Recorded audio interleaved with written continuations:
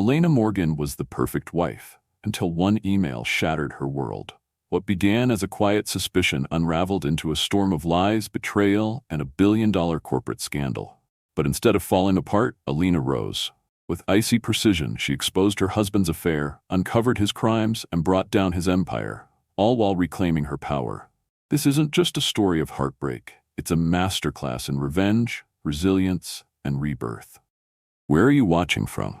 Let us know in the comments, and don't forget to subscribe for more gripping stories that will leave you breathless. I'll never forget the moment I knew my marriage was over. Not the official moment, the courtroom papers, or even the final goodbye, but the moment. It was quiet, subtle, and email. One Gavin never meant me to see.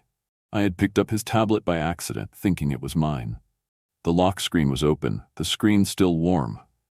And there it was, an open confirmation email from Bravaro's, the swanky downtown spot he swore he canceled because the client had to reschedule. Reservation for 2, table by the window, 8 p.m. sharp. I blinked at the screen. My coffee trembled in my hand. The truth doesn't always crash in, it seeps. Slowly, cruelly. And in that moment, it soaked me to the bone. I didn't scream or call him. I didn't throw the tablet across the room. I just sat, staring. Then, as if guided by something deeper, instinct, rage, some dormant version of myself, I checked his shared calendar. Nothing. Blank at that time. His work group chat, a joke he'd sent 2 hours earlier while he claimed to be stuck in back-to-back meetings. I scrolled through my own memory like files. The missed anniversaries, the new cologne he hadn't worn in years, the sudden interest in his abs again. I had written it all off. Burnout, I told myself. He's tired. We're all tired, but now I knew. I didn't call my best friend. I didn't even cry. I put on my coat, tied my scarf with calm precision, and stepped out into the chill evening air like a woman with a plan. Because I had one. I was going to see it for myself. Bravaro's was only a 15-minute drive, but every red light stretched out like an hour. I rehearsed 100 versions of what I'd say.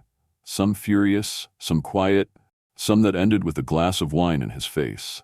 But when I arrived, parked, and slipped in unnoticed through the side valet entrance, all I felt was numb. I asked for a table with a view of the dining room, politely, sweetly, as if I wasn't moments away from witnessing my world tilt sideways.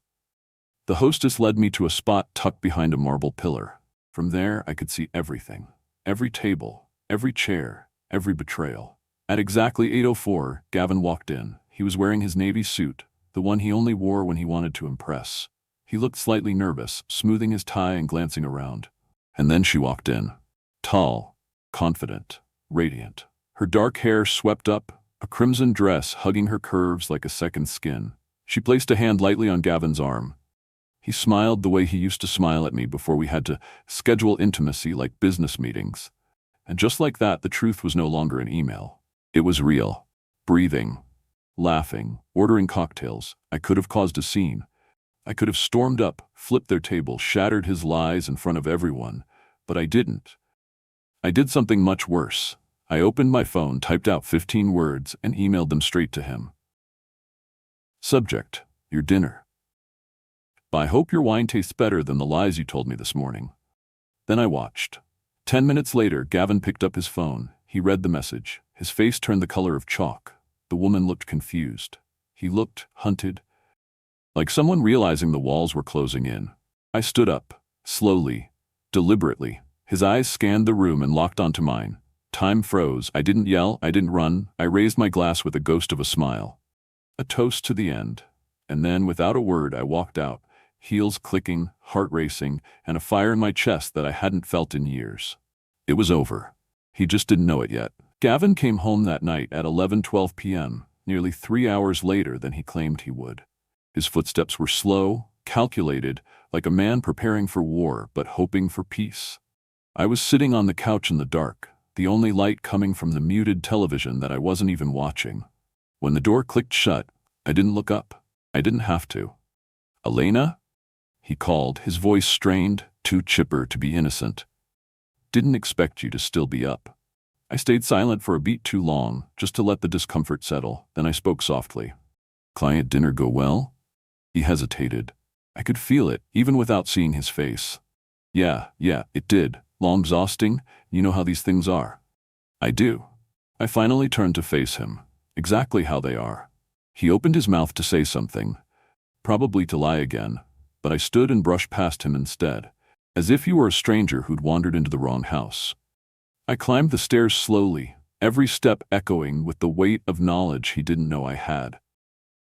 Behind me, I heard his sigh, the kind people exhale when they think they've dodged a bullet. What he didn't know was that the bullet was already in motion, and it had my name on it. The next few days, I played a role so well it could have won me an Emmy. I cooked. I smiled. I even kissed his cheek in the mornings. Gavin, ever the narcissist, mistook it for forgiveness. He had no idea I was documenting everything, every call, every transaction, every password he hadn't changed since we first dated. It wasn't hard. He was arrogant, lazy with secrets, convinced he was smarter than me. But I had help. My brother Jordan had always been the tech genius in the family.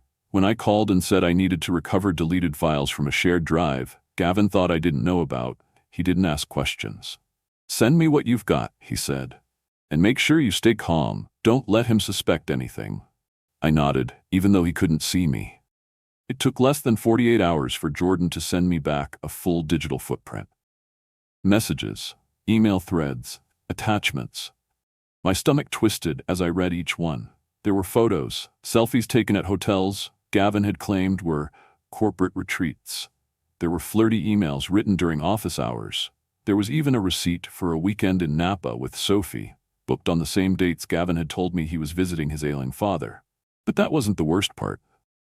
Buried in a folder titled SL Confidential were files linking Gavin to a pending merger, a highly sensitive deal that hadn't gone public yet. Sophie's name was mentioned repeatedly. He was using her position at an investment firm, to obtain privileged information. It wasn't just unethical, it was illegal, and it was happening under our roof, on our Wi-Fi, right beneath my nose. I didn't sleep that night. I sat in our home office, the one Gavin once said I didn't need access to, surrounded by the soft hum of the printer spitting out evidence. Black and white proof that my husband wasn't just a cheater. He was a fraud. A liar in a tailored suit. A man who looked me in the eyes for 11 years and built his empire on betrayals, both personal and professional. When the morning sun finally rose, casting pale light through the blinds, I felt something shift inside me. Not rage, not sadness, something colder, sharper, resolve. Gavin walked in, rubbing his eyes, yawning. "You're up early." "Couldn't sleep," I said, sipping my coffee. "Everything okay?" I looked at him, really looked at him, and for the first time I saw the coward behind the charm. "Perfect," I said with a smile. He smiled back. He had no idea he was standing in the middle of his own downfall, and I had just begun to build the wrecking ball. Sophie Lee was more elusive than I expected. Emails to her work address bounced back with automated responses. Her social media was locked tighter than Fort Knox. But I had a name, a photo, and just enough anger to make the impossible feel routine.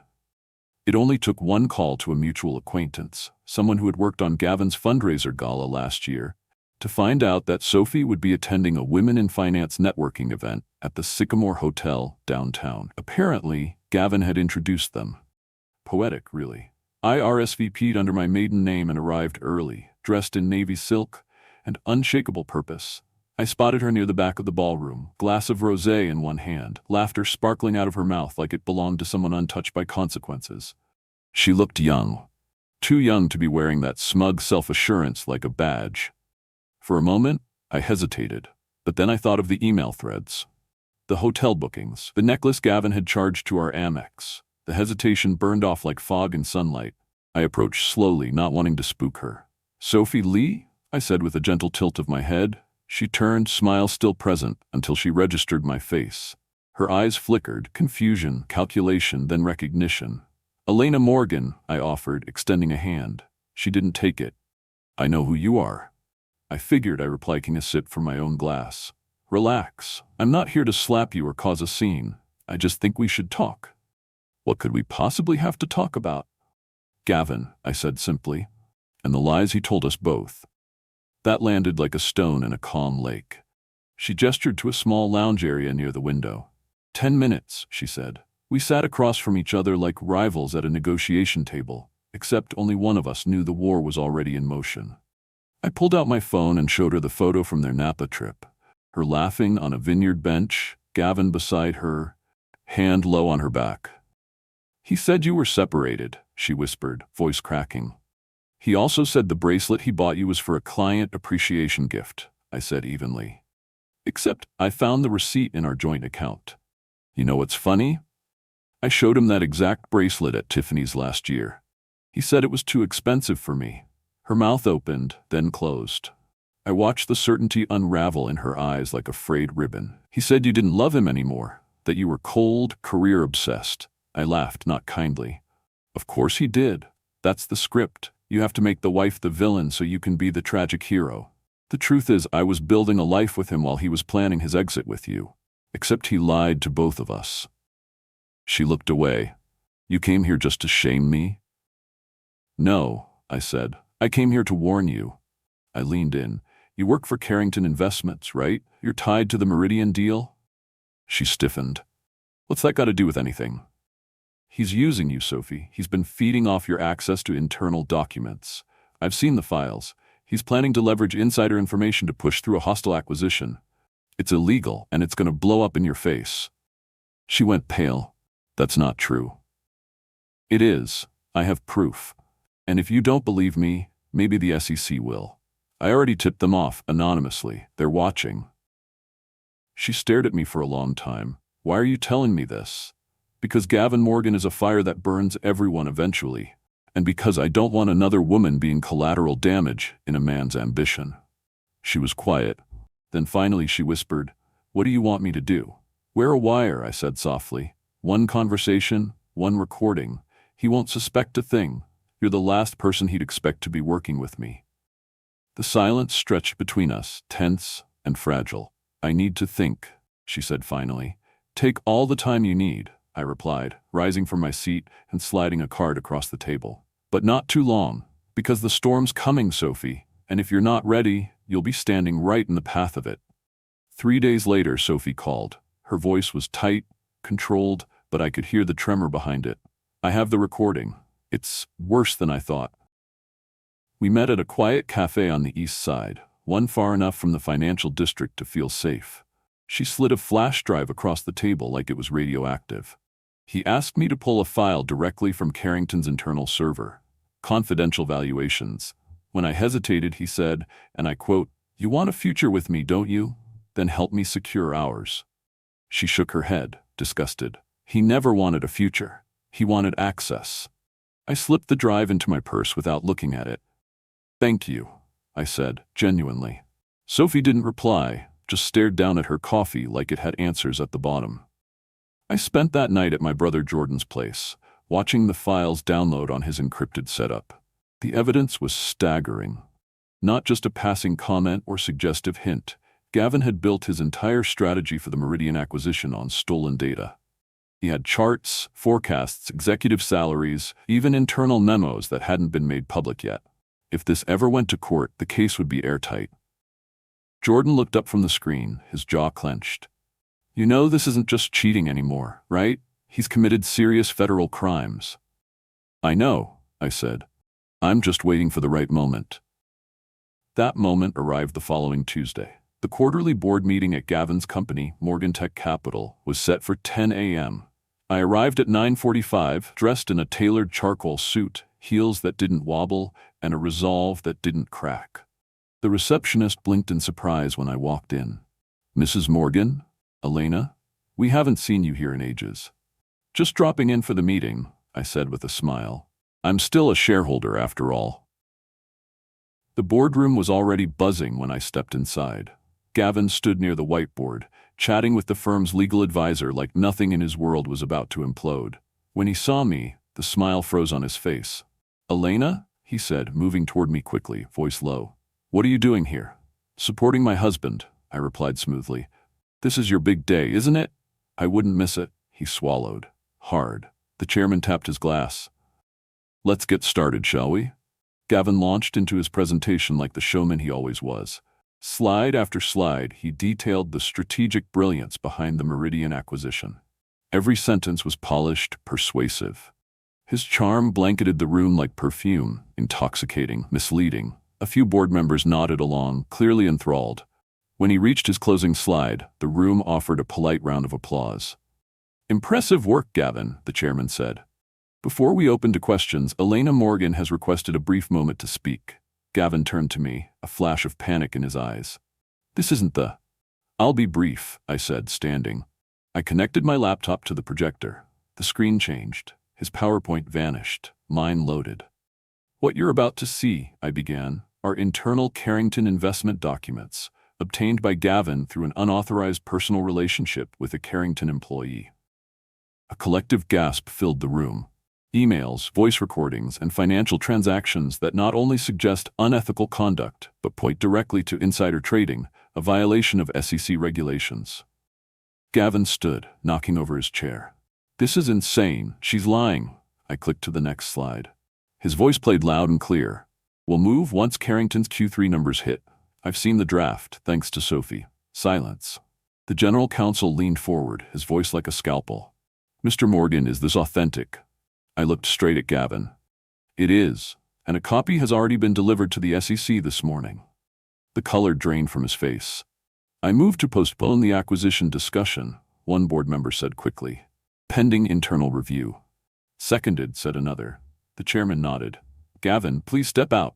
The board needs to deliberate privately." Gavin didn't move. He stared at me, fury bubbling beneath the surface. "You planned this." I met his glare, unblinking. "No, Gavin, you did. I just finally showed everyone the script." Gavin's footsteps echoed down the hall as he was escorted out, the heavy glass doors closing behind him with a finality that felt almost ceremonial. The boardroom was hushed, thick with tension, but I felt only clarity, like I had been underwater for years and was finally breathing clean air. I gathered my notes with calm precision, nodded politely at the stunned faces around me, and exited without a single glance backward. He was waiting outside. His face, usually composed and smug, was pale and contorted with disbelief. "You just destroyed me," he spat, voice trembling. "Everything I built." "No," I replied coldly. "You destroyed it. The moment you thought you could lie, cheat, and use people like chess pieces without consequence. You'll regret this, Elena. I promise you." I paused, studying him like a stranger I'd once known. "I already have," I said quietly. "Every single year I gave to a man who thought loyalty was optional. Then I walked away. I didn't flinch when I heard something crash against the wall behind me. Whether it was his ego or just his phone, I didn't care. What mattered was that for the first time in over a decade, I wasn't walking away in defeat. I was walking towards something new." That night, I stood on the balcony of my apartment, looking out over the city as it pulsed with light and motion. My phone buzzed. A message from Sophie. "Just gave my SEC deposition. They offered me immunity. It's over." I stared at the screen, a strange mix of emotions fluttering through me. Relief, closure, vindication. Not joy exactly, but something steadier, peace. In the weeks that followed, Gavin's world crumbled in slow motion. Headlines splashed across financial news. Morgan Tech CEO under investigation for insider trading. Whistleblower reveals shocking merger manipulation. Securities fraud allegations rock Seattle fintech giant. I didn't gloat. I didn't give interviews. I ignored reporters. I let the storm swirl around me while I built something quieter, stronger. My next chapter. The divorce finalized faster than expected. Gavin, now a legal liability, couldn't afford to drag anything out. The settlement was fair. I kept my share of the assets, the lake house, and a small stake in the company. Now under interim leadership, I took only what was mine. Nothing more. Nothing less. Sophie and I spoke occasionally, not as friends, but as two survivors of the same wreckage. She moved to Chicago to start over. I wished her well. I moved into a light-filled apartment with floor-to-ceiling windows and no ghosts in the walls. I redecorated. I started consulting for boutique investment firms on ethics and compliance, turning the weapon that had once been used against me into a tool I could wield with integrity.